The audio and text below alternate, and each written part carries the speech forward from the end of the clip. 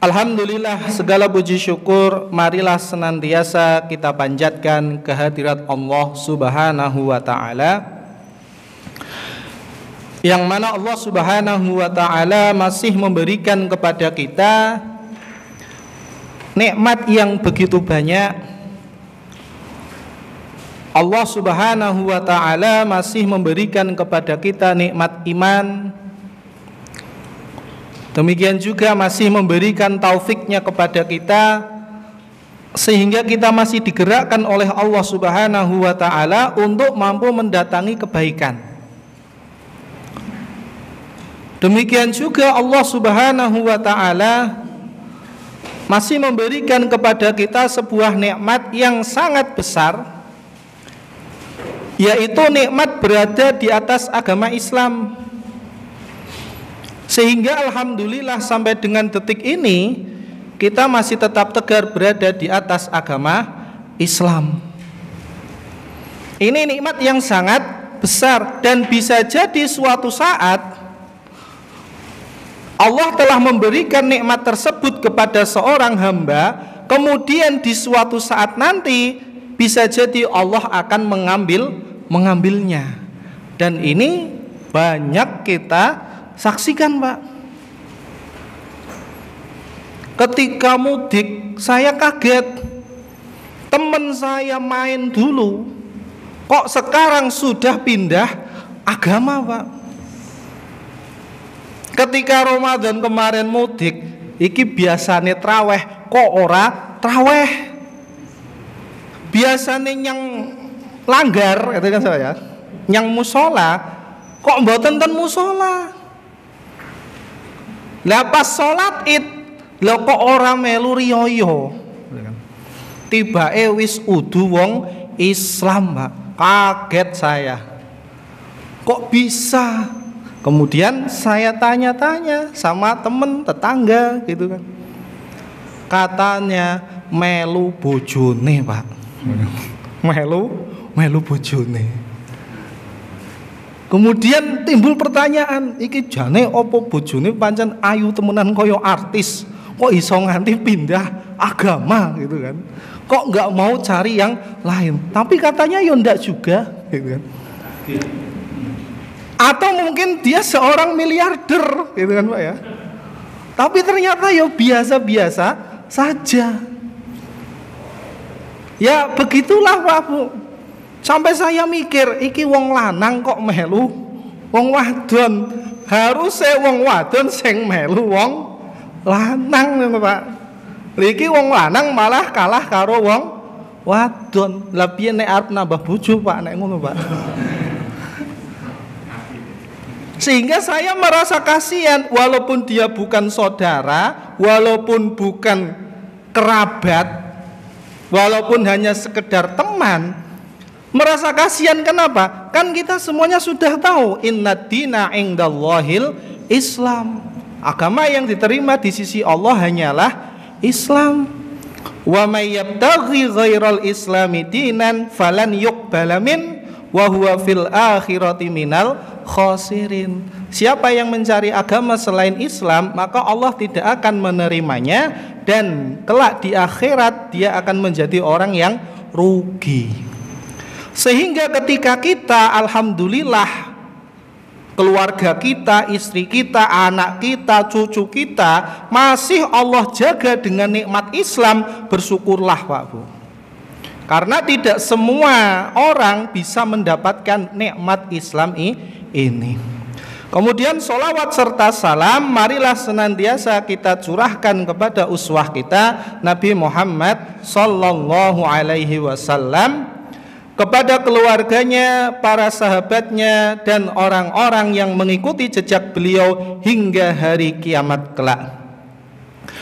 Kemudian ma'asyiral muslimin, jamaah sekalian rahimani wa rahimakumullah, melanjutkan pengajian kita membahas kisah-kisah di dalam Al-Quran yang mana sudah lama sekali libur. Berapa bulan, Pak, libur, Pak?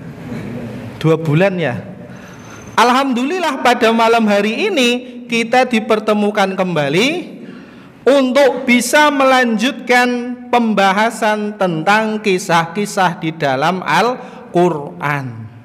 Sekarang kita akan membahas tentang kisah turunnya wahyu yang pertama, yang mana kisah ini tersirat di dalam surat Al-Alaq ayat 1 sampai 5, atau yang sering kita sebut, walaupun itu juga tidak benar juga nama suratnya, surat Iqra, gitu ya. Walaupun itu enggak benar, enggak ada yang namanya surat Iqra, tapi itu sudah masyhur di kalangan kita. Ya.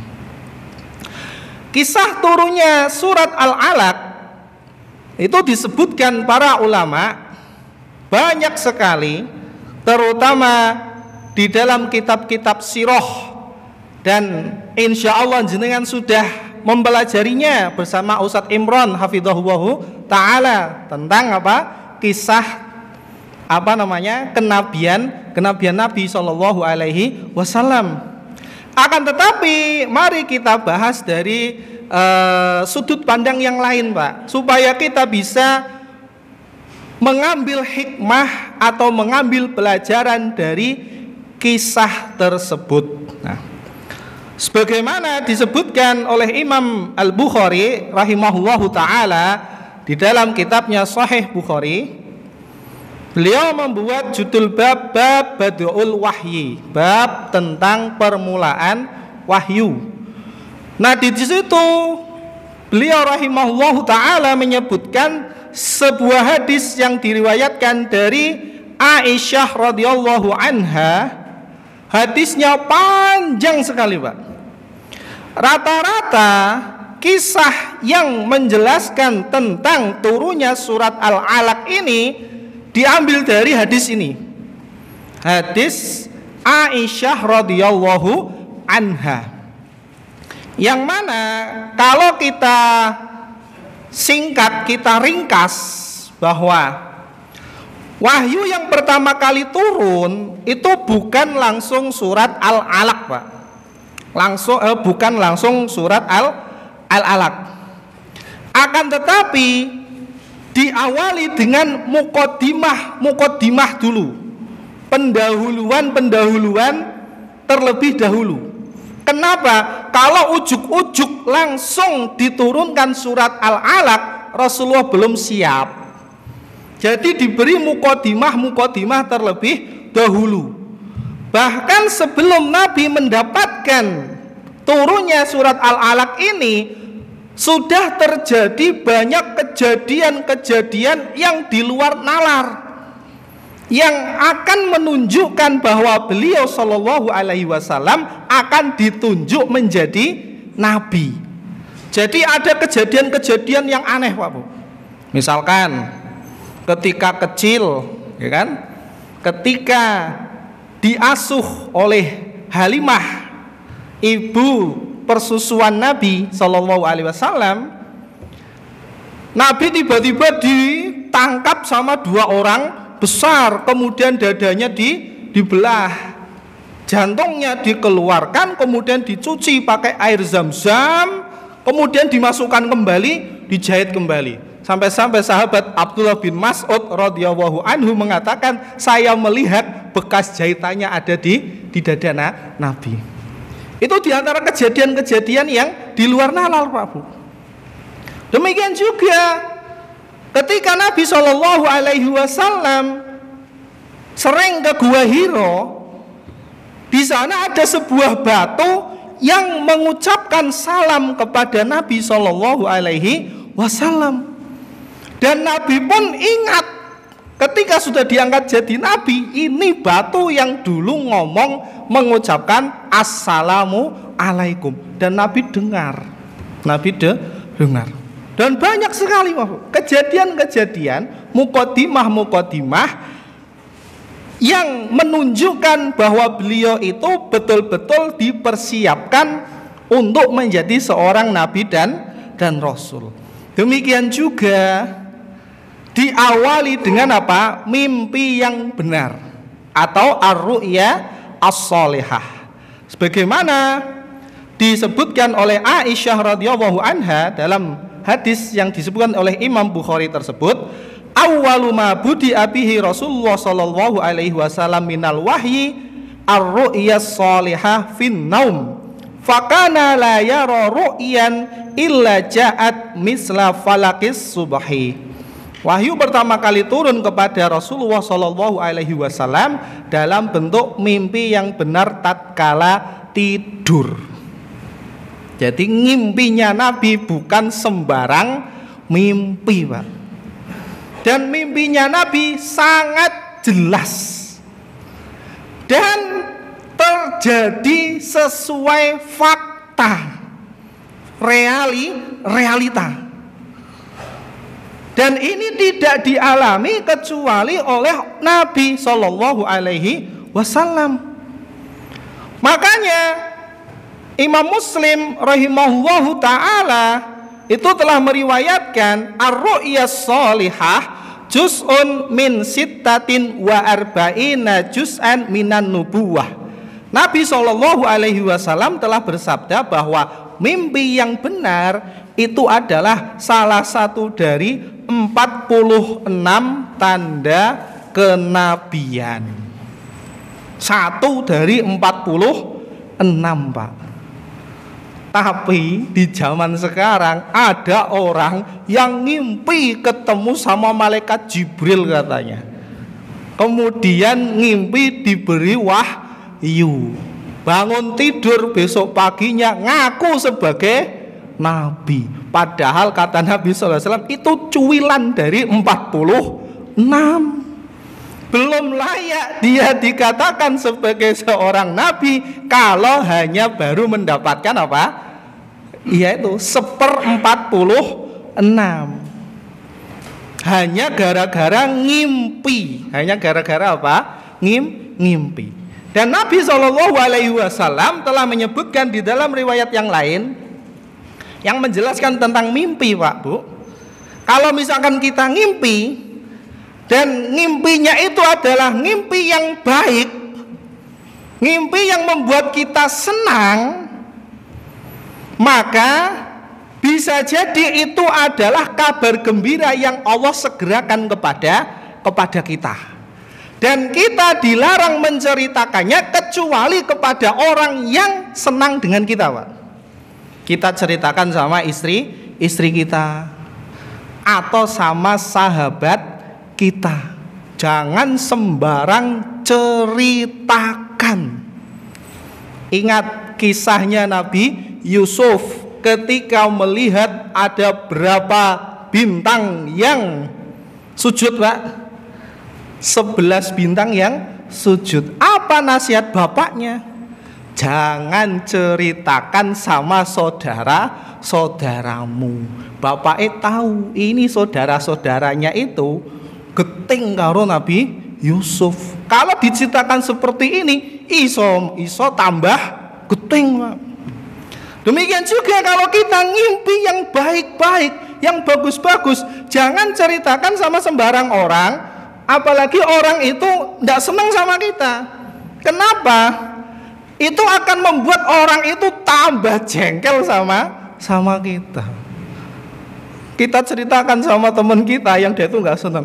Aku mau bengi yo, ngimpi numpak mobil Pajero yakin. Terus ngimpi kowe gur numpak mobil Carry, tak salib kowe kan. Walaupun itu sekedar mimpi, Pak, tapi hati-hati, jangan sembarang cerita. Nah, bisa jadi itu adalah kabar gembira yang Allah segerakan kepada kita. Dan kalau kita mengalami mimpi yang buruk, mimpi yang menyeramkan, maka ketika kita terbangun, Nabi mengajarkan kepada kita meludahlah ke kiri 3 kali, meludah ke kecil.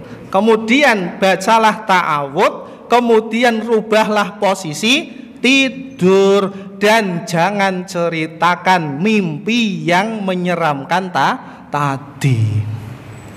Kenapa? Bisa jadi itu setan yang ingin menakut-nakuti kita. Dan kita tidak perlu takut dengan mimpi yang kita lihat yang menyeramkan tadi. Nah, Itu diantara nasihat Nabi Shallallahu Alaihi Wasallam yang berkaitan tentang apa? Tentang mimpi. Kemudian berapa lama Nabi Shallallahu Alaihi Wasallam mengalami ru'ya as-salihah? Dijelaskan oleh Imam Ibnu Hajar al-Asqalani dalam kitabnya Fathul Bari, bahwa Imam Al-Baihaqi itu mengisahkan bahwa masa ru'ya as-salihah itu selama 6 bulan.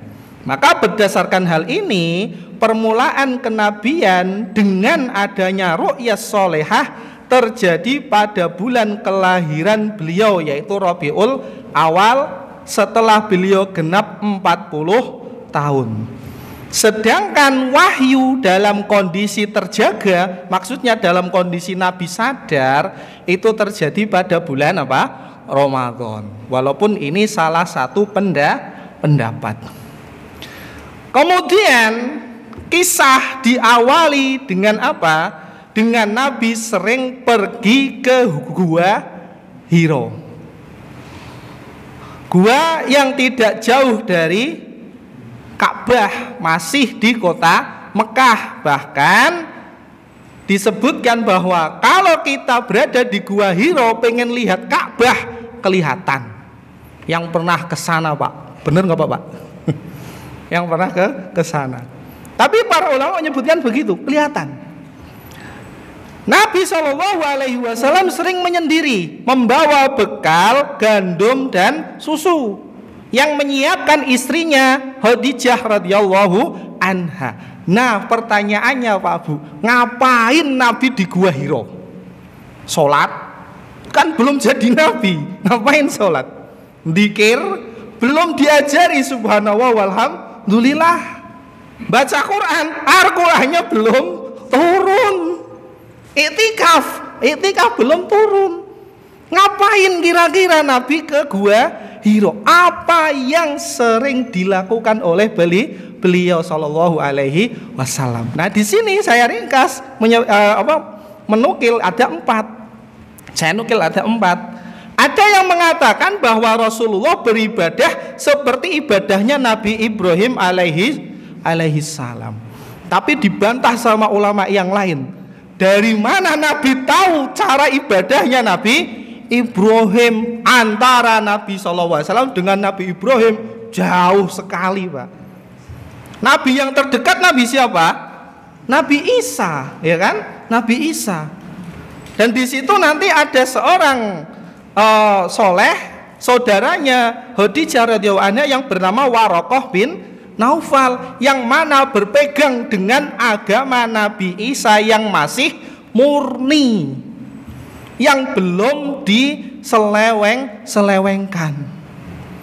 Nah, ini pendapat yang pertama yang dibantah oleh para ulama. Tidak bisa, masa Nabi beribadah seperti beribadahnya Nabi Ibrahim. Kemudian yang kedua disebutkan dalam sebuah riwayat bahwa ibadah yang dilakukan oleh Rasulullah SAW adalah memberi makan kepada fakir miskin. Ini pun juga dibantah. Lah terus apakah di Gua Hiro ada fakir miskin? Mungkin ketika perjalanan dari rumah Khadijah radhiyallahu anha ke Gua Hiro ketemu fakir miskin, ngasih, bisa. Atau yang ketiga, mengatakan bahwa Rasulullah SAW beribadah dengan tafakkur, memikirkan keagungan penciptaan alam semesta. Nah, ini bisa mungkin, Pak. Kenapa kita diciptakan di dunia? Untuk apa? Gitu kan? Kalau diciptakan untuk sekedar cari uang, berarti setelah mati buat apa uang itu? Gitu kan? Kalau diciptakan untuk makan, kemudian kawin beranak pinak, terus apa bedanya manusia sama hewan, sama kebo, sama sapi, gitu. Memikirkan, tafakur. Atau yang keempat, ada yang mengatakan bahwa ibadah Nabi dengan berkholwat maksudnya adalah meninggalkan kemaksiatan. Jadi uzlah, gitu, Pak. Karena Mekah ketika itu dalam keadaan rusak, dan kita tahu bahwasanya Gua Hiro, Ka'bah dapat dilihat secara langsung. Jadi Nabi sering ke sana karena masyarakatnya di situ sudah apa? Rusak. Jadi sambil nyawang wong-wong Mekah, wong-wong Mekah do rusak ngopo to nembah patung. Maksiat sudah banyak sekali.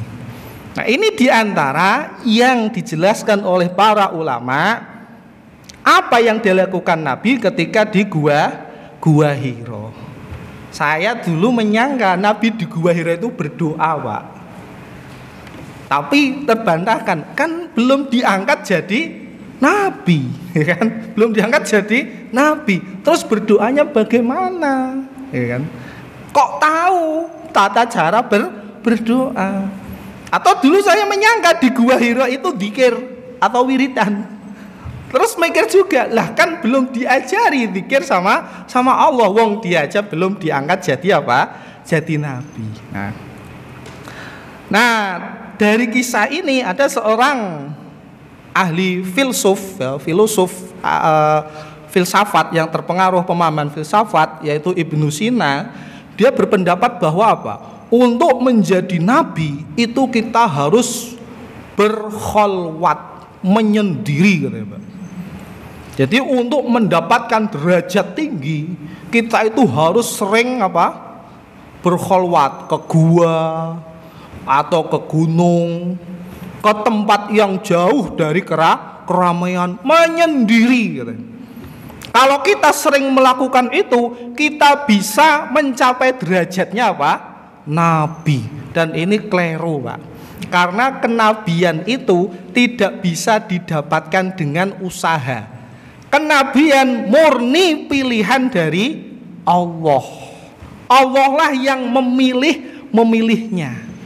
Walaupun Nabi sering pergi ke Gua Hira, bukan dalam rangka beliau ingin menjadi nabi. Buktinya apa? Ketika didatangi malaikat Jibril, beliau ketakutan. Sampai-sampai beliau gemeteran gitu. Ketika didatangi malaikat Jibril, padahal waktu itu Jibril datang dalam keadaan, dalam kondisi seperti seorang laki-laki, bukan dalam wujud aslinya. Kalau lihat dalam wujud aslinya, pingsan kayaknya Nabi, Pak. Lebih menyeramkan. Nah, ini membantah pernyataan Ibnu Sina, yang mana dia mengatakan bahwa kenabian itu bisa didapatkan dengan cara apa? Menyendiri, berkholwat, atau istilah kita bertapa gitu, Pak, untuk mencapai derajat yang tinggi. Ya enggak bisa. Demikian juga tidak ada keutamaan atau keberkahan di Gua Hira, Pak. Bukan berarti ketika Nabi SAW sering ke Gua Hira, berarti sekarang kita harus ke Gua Hira biar dapat berkahnya Kanjeng Nabi. Enggak ada. Kenapa? Pertama, Nabi tidak menyebutkan dalam hadisnya. Yang kedua, Nabi tidak memerintahkan. Yang ketiga, para sahabat pun tidak ada satupun dari mereka yang pergi ke Gua Hira untuk mencari keberkahan. Tidak ada, Pak. Jadi itu adalah suatu tempat yang pernah disinggahi Nabi. Karena kebetulan ya gua yang dekat dengan itu ya Gua Hira. Jadi tidak perlu kemudian ketika kita haji kudu neng Gua Hira. Enggak harus, Pak. Nek orang neng Gua Hira urung afdol, enggak juga. Ketika hanya disebutkan tempat dan tidak disebutkan keberkahannya, kita tidak perlu repot-repot ke sana. Apalagi nulis nama kita. Ini kan kalau lihat video-video yang nyoteng Gua Hira, iku oke nopo, Pak? Tulisan, ya kan? Siapa, ya kan? Ben ketok, iki wis tau ning kene, gitu kan? Itu tidak perlu. Kemudian ketika turun surat Al-Alaq, nah ini saya sampaikan potongan dari hadis Aisyah radhiyallahu anha. Ketika Nabi sedang berada di Gua Hira itu, tiba-tiba datang malaikat Jibril. Kemudian malaikat Jibril mengatakan, "Iqra." bacalah. Disebutkan Imam Ibnu Hajar dalam kitabnya Fathul Bari, pada waktu itu malaikat Jibril bawa tulisan, Pak, di sebuah kain seperti kain sutra. Itu tulisannya surat Al-Alaq ayat 1 sampai 5. Jadi disodorkan, Iqra, bacalah. Bukan kemudian ujuk-ujuk Iqra, bacalah. Bacalah itu kan kita suruh baca, mau copo, ya kan? Nah, dijelaskan oleh beliau Ibnu Hajar bahwa malaikat Jibril datang dengan tulisan itu, mengatakan pada Nabi SAW, bacalah.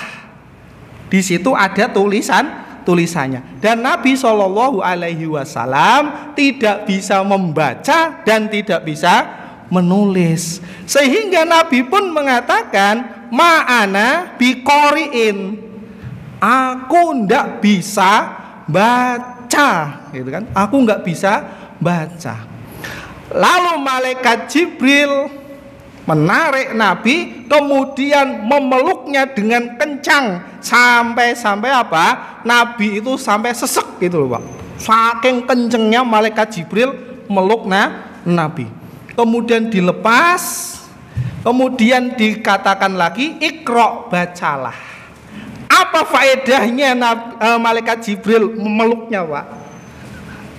Kenapa nggak ditempeleng? Baca gitu kan? Malah nggak bisa membaca gitu. Atau kalau nggak diusap, gitu kan, baca. Tapi malaikat Jibril justru memeluknya, gitu kan? Apa hikmahnya? Dijelaskan oleh para ulama, terutama di dalam kitab-kitab sirah. Yaitu hikmahnya apa? Karena Nabi pada waktu itu gemeteran, Pak, takut. Untuk menghilangkan rasa takut, rasa gemeteran, rasa grogi, dipeluk, Pak, sehingga akan menimbulkan ketenangan.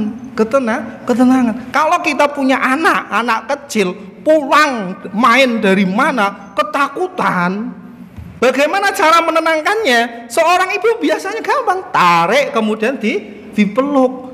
Ada apa toh? Coba diceritakan. Ini bisa membuat kita lebih apa?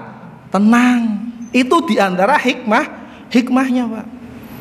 Ketika sudah dipeluk sekali, dilepaskan, tetap aja nggak bisa baca. Kemudian ditangkap lagi, dipeluk lagi sampai sesek itu kan, nggak bisa lagi. Baru setelah dipeluk ketiga kali, kemudian dilepas, baru Nabi bisa membaca apa? Iqra bismi rabbikal ladzi khalaq, khalaqal insana min 'alaq, Iqra wa rabbukal akram alladzi 'allama bil qalam 'allamal insana ma lam ya'lam. 5 ayat ini menunjukkan bahwasanya Al-Quran itu betul-betul bukan karangan Nabi, Pak. Kenapa? Wong Nabi saja ndak bisa baca, ndak bisa nulis. Imam Ibnu Hajar dalam kitabnya Fathul Bari juga menyebutkan, ketika Nabi ditanya Iqra, Nabi tidak menjawab lam aqra, aku ndak baca. Tapi Nabi menjawab ma'ana biqori'in, yang artinya lastu biqori'il battah, saya ndak bisa baca sama sekali, gitu loh, Pak. Ini artinya bahwa Nabi betul-betul ndak bisa baca, ndak bisa menulis. Kemudian orang-orang orientalis menghina kita, nabinya orang Islam bodoh, ya kan, Pak? Itu hinaan kepada kita. Nabinya orang Islam bodoh, padahal nabi-nabi yang lain pinter-pinter, ya kan? Apalagi nabinya orang Yahudi, Nabi Musa, ya kan? Roso kuat itu kan. Nabi Yusuf, apalagi Nabi Yusuf pinter sekali jadi benda darah. Nabinya orang Islam nggak bisa baca, nggak bisa tulis. Bukan begitu maksudnya, tapi ini untuk menyebutkan, untuk menegaskan, semakin mengokohkan bahwa Al-Quran itu bukan karangan Nabi. Memang betul-betul Al-Quran ini wahyu dari Allah. Kalau seandainya nabinya itu bisa baca, nabinya pinter nulis, orang Arab tidak akan percaya kalau Al-Quran itu wahyu, Pak. Dan Allah telah menyebutkan di dalam surat Al-Ankabut, wa ma kunta tatlu min qablihi min kitab wa la takhutuhu biyaminik idzal lartabal mubtilun. Kamu itu tidak pernah baca sebelumnya kitab apapun, kitab suci apapun tidak pernah Nabi baca. Dan Nabi pun tidak pernah nulis satu kitab dengan tangan kanannya. Seandainya Nabi itu pernah membaca dan menulis, maka benar-benar ragulah orang yang mengingkarimu, Pak. Ini salah satu hikmahnya. Ya memang betul, Pak. Karena Nabi SAW adalah Nabi akhir zaman.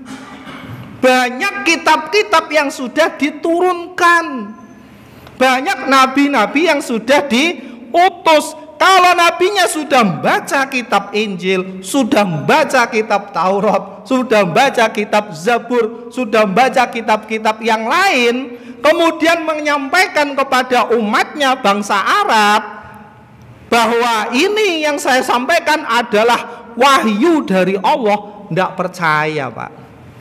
Kenapa? Ini kan kamu sudah baca ini referensimu sudah banyak. Paling ini intisari dari kitab-kitab yang kamu baca. Enggak, Pak. Enggak disebutkan, enggak bisa baca dan menulis. Di antara hikmahnya begitu. Bukan berarti kemudian nabinya bodoh. Enggak, nabinya cerdas. Tapi memang Allah sengaja jadikan nabi enggak bisa baca, enggak bisa nulis. Apakah orang yang enggak bisa baca dan enggak bisa nulis mesti bodoh, Pak? Enggak. Banyak mbah-mbah, ya kan? Saya dulu pernah ngajari Iqra itu kan di daerah Sambilutung, sono ya, Pak. Tempat sampah itu, Pak. Sono gitu, Sambilutung apa desanya lupa itu. Itu ada mbah-mbah belajar Iqra. Ketika saya tanya, "Mbah, lan jenengan riyen niku ngopo to, Mbah? Kok iso-isone ora belajar Iqra?" "Alah, Mas, wong biyen ki boro-boro belajar, Mas. Yo gur ning sawah, ning ladang, ning kebon," gitu kan. Berarti jenengan ora iso maca apa-apa, Mas? Ora iso, Mas. Arab, bahasa Indonesia, basa apa? Ora iso. Nulis ya ora iso. Apakah kemudian saya mengatakan, "Mbah, sampean wong bodoh"? Enggak. Buktinya dia juga jualan pinter, Pak. Dodolan ya pinter, ya kan. Bisa mengambil mana kesempatan, mana peluang, mana tidak, ya kan. Pinter dia. Cuma dia tidak punya waktu, tidak punya kesempatan untuk belajar membaca dan menulis. Nah gitu, Pak. Jadi tidak benar kalau kita katakan Nabi kita SAW orang bodoh. Enggak, cerdas, pinter. Tapi Allah jadikan tidak bisa membaca, tidak bisa nulis. Supaya apa? Al-Quran ini benar-benar dipercaya, bukan karangannya siapa? Nabi. Nah. Kemudian ketika surat Al-Alaq ini sudah turun 5 ayat, Nabi lari pulang dari Gua Hira. Pulang ke mana, Pak? Ke rumah istri.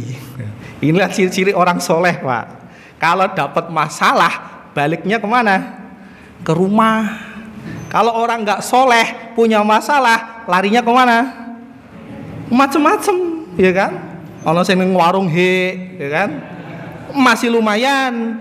Kalau perginya ke karaokean, ya kan? Diskotik atau ke tempat-tempat hiburan yang lain.